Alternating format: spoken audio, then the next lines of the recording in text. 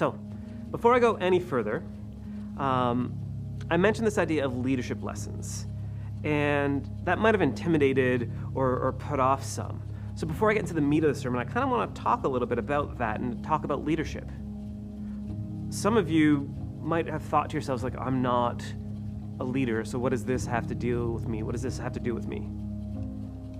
And so I kind of want to speak to you and ask you to consider two things before we go further. The first is that, well, we're led by leaders. And so good leadership is actually important to all of us because it helps us know when we're following a good leader or whether we're not following a good leader.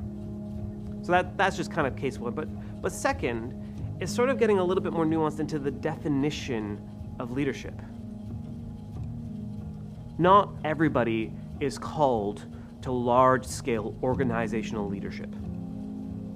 The book of Ephesians actually clearly talks about how there's a multitude of gifts, especially in the church, that we actually are all called to operate differently like a body. And we need different gifts, and we need people doing different roles.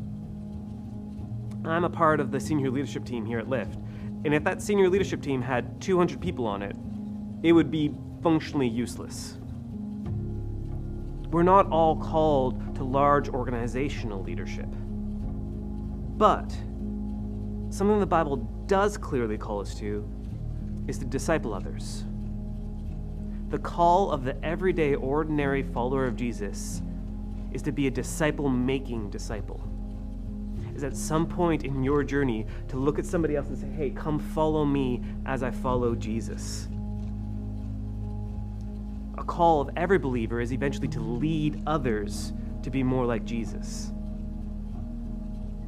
And so I would define leadership as anybody who actually leads others. And so today's sermon, while it can be applicable to the large-scale organizational leadership, it's also applicable to the everyday, ordinary Christian because we're all called to disciple somebody.